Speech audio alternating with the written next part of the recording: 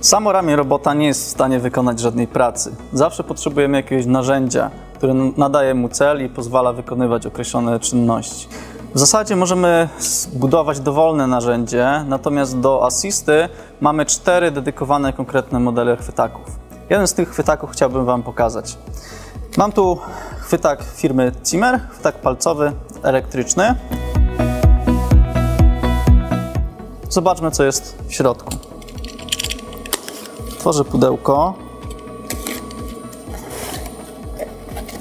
W środku mamy po pierwsze instrukcję, odłóżmy ją na bok. Sporo papieru, widać, że dobrze zapakowany jest sam chwytak. I właściwa część opakowania, czyli chwytak, zestaw śrub i kluczy do regulacji czujników tu chwytaka oraz zestaw adapterów, konkretnie 2 adaptery.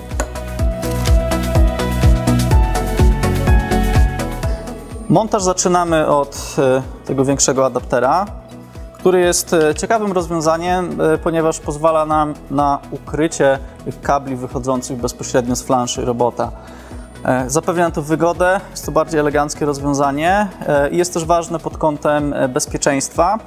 Eliminujemy dodatkowe ryzyka dla operatora związane z wystającymi konektorami, z wystającymi przewodami, na przykład przy kolizji. Ta flansza ma wyfrezowane miejsca na poszczególne kable. Mamy naklejki, każde z tych miejsc jest opisane, czyli zacznijmy od kabla z oznaczeniem LAN. Kabel ethernetowy ma swoje miejsce.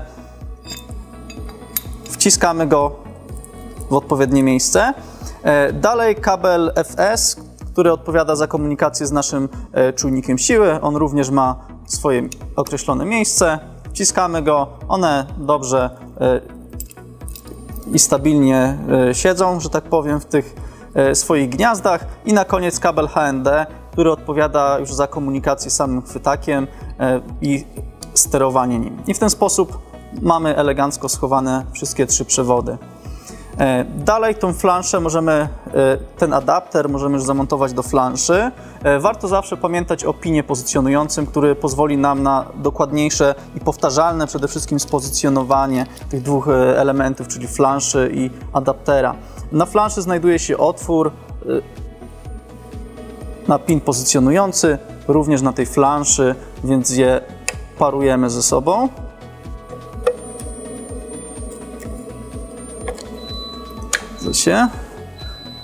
W międzyczasie przeciążyłem robota. Dalej mamy drugi adapter, który już służy do bezpośredniego podłączenia samego chwytaka. On jest już nieco mniejszy. Pasuje również do tej flanszy.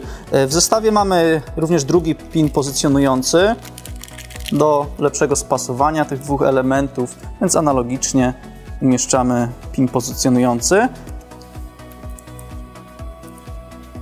Na adapterze mamy odpowiedni otwór.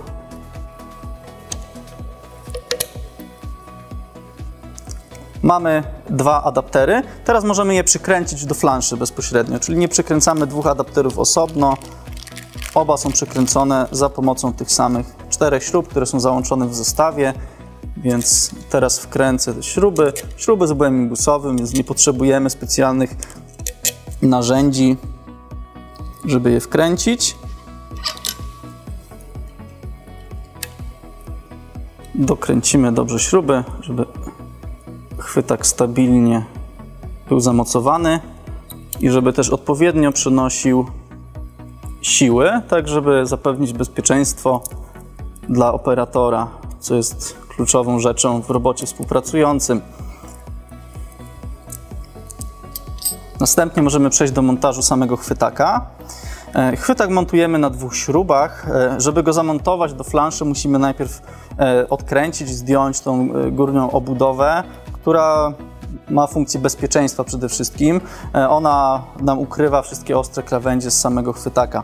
Więc zacznijmy od odkręcenia 2 małych śrub. które nam trzymają samą obudowę.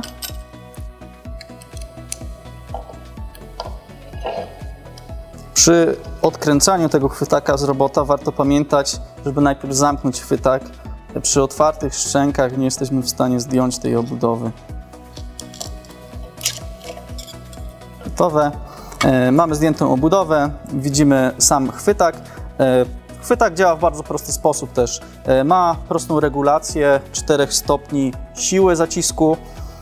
Czujniki wykrywające nam to, czy chwytak jest otwarty, czy zamknięty. Również możemy ręcznie ustawić za pomocą takich klasycznych czujników. Klucze do ich regulacji również znajdują się w zestawie. W zestawie mamy również 2 śruby, za pomocą których przykręcamy sam chwytak do flanszy. Chwytak też ma już zamocowany pin pozycjonujący, więc jedyne co musimy zrobić, to spasować ten pin z naszą flanszą. Wszystko nam dobrze pasuje. Teraz przykręcamy go za pomocą 2 dołączonych śrub.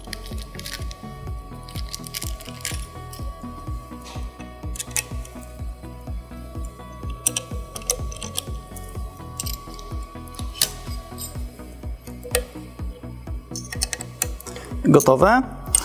Chwytak mamy zainstalowany. Dalej podłączamy kabel do konektora oznaczonego HND na robocie, który odpowiada właśnie za komunikację bezpośrednio z chwytakiem.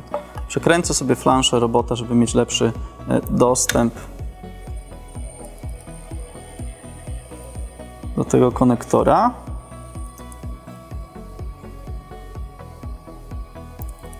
Mamy tu standardowy konektor M12. Musimy go po prostu umieścić pod odpowiednim kątem i przykręcić. Z boku chwytaka mamy diodę sygnalizującą, czy sam chwytak jest podłączony. Jeszcze nie jest skomunikowany, nie mamy ustawionych parametrów do jego obsługi po stronie robota, więc świeci nam się dioda przy ikonce błędu. W tym miejscu też regulujemy siłę zacisku palców. Mamy tu 4 stopnie do wyboru. Tak jak wspominałem, za pomocą tych standardowych czujników do chwytaków regulujemy pozycję otwarcia i zamknięcia, te sygnały, które wchodzą do robota i potwierdzają nam to, czy chwytak jest zamknięty czy otwarty. Dalej możemy przejść do założenia obudowy, którą mocujemy z powrotem za pomocą 2 małych śrub.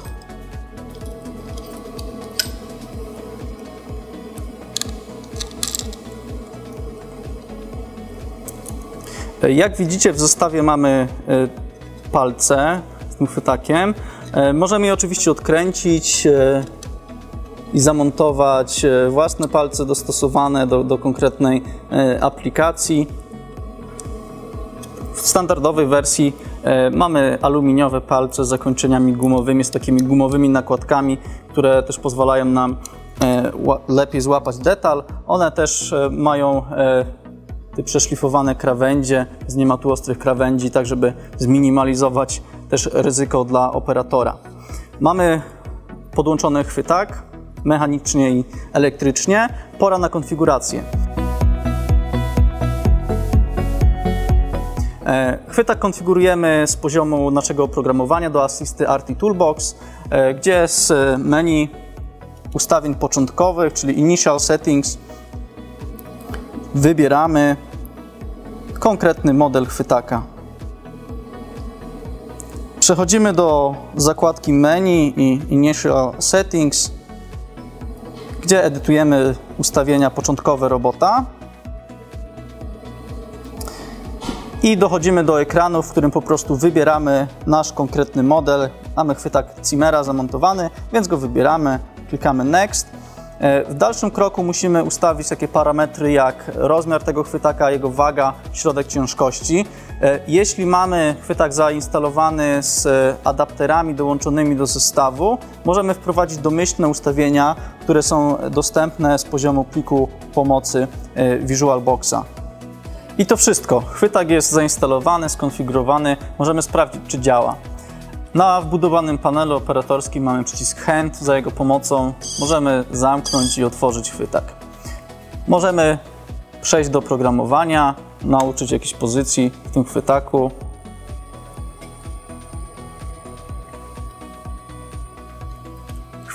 chwytak jest gotowy do pracy. Podłączenie go jest banalnie proste. Wystarczy dosłownie kilka minut, żeby go zainstalować i skonfigurować. Chwytak jest gotowy do użycia.